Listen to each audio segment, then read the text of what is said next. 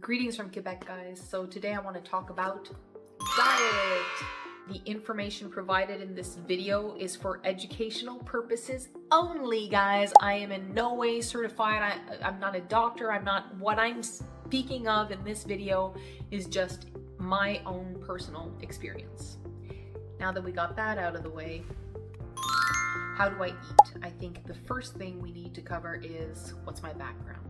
So if you're not familiar with my story, you know how ill I've been, I would suggest you going back in my first videos where I kind of go into detail about that. I've always been like a very health-oriented person. I was a trainer.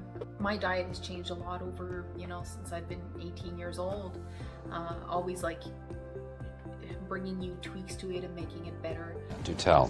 About 2-3 years ago, I had to become super clean. So I did a full year of very, very strict dieting. I was to a point where everything would get me inflamed. I actually thought I was lactose and gluten intolerant at one point. Yeah, right. Even healthy foods did not sit right with me. I'd eat something and I would be off for several days. That is like so sad. So this brought me to food journaling, where I would write down basically everything I ate, the times, and the next column was how it would make me feel. This lasted for about a year. This was like the cleanest I ever was, and I was still not getting better. Basically, my path brought me to detoxification. I talk a lot about it on this channel, so you're free to go have a look around. So I detoxed, and I am now an intuitive eater. I have followed a class, this was back when I was a trainer with Cleveland Clinic, about nutrition, but I will say I'm not using that. So how do I eat? My diet is about 85% very clean. Now I try and eat organic as much as I can. Just keep in mind, guys, that organic does not mean crap anymore.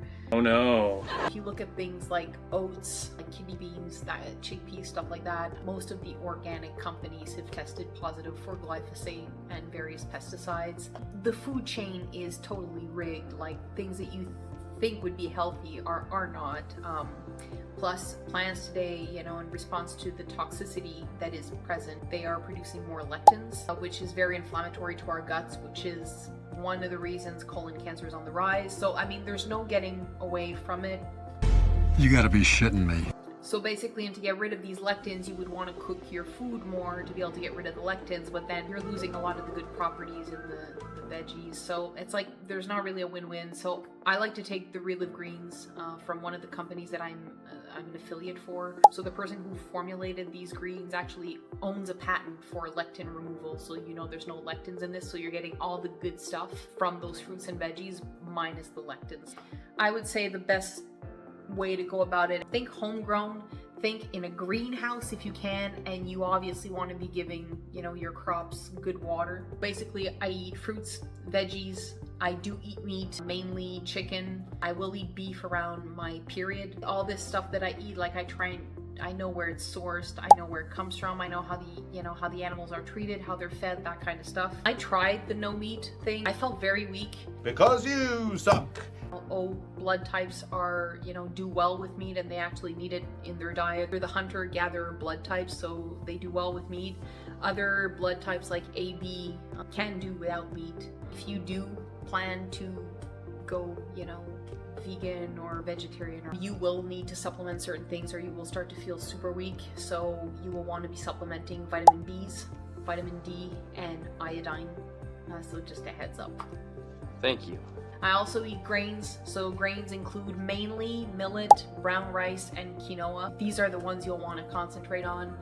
If your candida is out of balance and you want to keep it at 15% of your diet, I eat nuts. That's what she said. And then again, nuts are known to have a lot of mold, so I make sure to have like my antifungal. If you guys want the antifungal, just let me know. I don't want to link everything in the description box, but just ask in the comment section and I'll provide you with that. So that's sort of what my diet looks like. I really don't care. I want us to talk about water.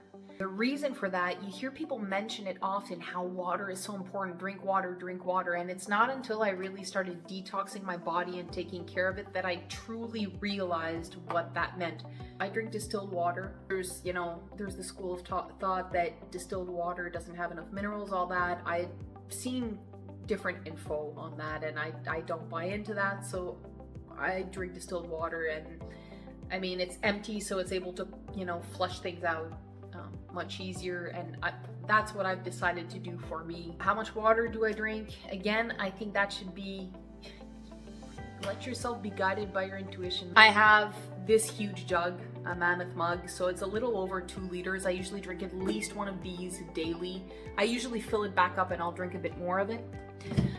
And that's not including the beverages, so the herbal teas I also have. I try and have every day like it's kind of like a real cranberry juice, you know, with the water, the apple cider vinegar, the lime juice. I try and get a lot of liquids in my body, and it truly does make a difference.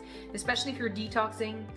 If you're not drinking enough, you'll feel a headache, or you'll feel like slightly off, and just up your water, you'll see a huge difference. So drink your water, guys. I am that one pain in the butt that will always say drink your water, and those of you that know.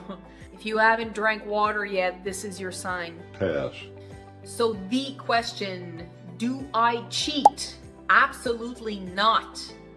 Now, I mean, I'm human, and where I'm at in my life right now, I come from a place where I was very, very ill, and I could, like I said earlier, I could not eat certain health foods and not feel off for days. So now, if I feel, if something is offered to me, if I have the possibility to cheat or indulge in a brownie and I feel like it, I will do that, and I'm not going to stop myself from doing it. What I have come to find is that detoxing your body and regenerating it kind of, it gets you to crave the healthy stuff. So if I indulge too much or I cheat too much for like maybe 2 days, my body will naturally call for like veggies and salads and like wholesome good food, you know? Oh, really? The difference now is I can cheat and I can still feel amazing and I can still have energy afterwards. So that's great. Thumbs up indeed, my friend. Next, I want us to talk about fasting.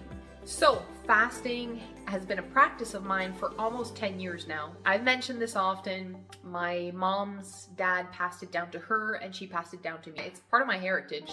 I do water only fast. I have done liquid kind of fast, but I'm not so much into that. I'm very old school and very strict when it comes to fasting. I am trying to do 2 long fasts, the solstice and the equinox. They go for a minimum of 7 days, and anything after that, I just tune into my body. And then I try and do 2 shorter ones. So one will be on the 21st of December and the other one will be around the 21st of June. And these will probably be maximum 7 days and maybe less. So I try and incorporate that. It's been a huge help for me in my healing journey and my own process. I mean, I think fasting is one of the greatest gifts that you can give yourself. So if you're not used to fasting and you want to dive into it, I have made a video about, just for fasting newbies. So all this to say, I'm not the person that's going to have a diet for you. I'm not the one that's going to tell you exactly what to eat, because I truly do not believe that. I believe intuition is what brings us to be our healthiest selves. I think the body talks. The body will tell you what it likes, what it doesn't like, what it craves. And I mean, obviously, if you are toxic, your cravings are going to be toxic. No shit. But if you're healthy, then those cravings are going to be pretty much on point, and you might find yourself eating carrots for 2 weeks straight because you crave them. Well, there's probably something in the carrots that your body needs. It's a process. It's not something we've been taught in school, and I think we need to relearn how to tune into our temples because they talk. So I hope this sort of helps to answer the question, how do you eat? That's mainly what it looks like. If you guys have more in-depth questions or things that I did not cover, feel free to reach out, and it'll be my pleasure to expand on whatever you guys want to expand on. This being said, happy eating, dieting, whatever you are into, have fun with it, and I will see you in the next one. In case I don't see ya, good afternoon, good evening, and good night. Yeah.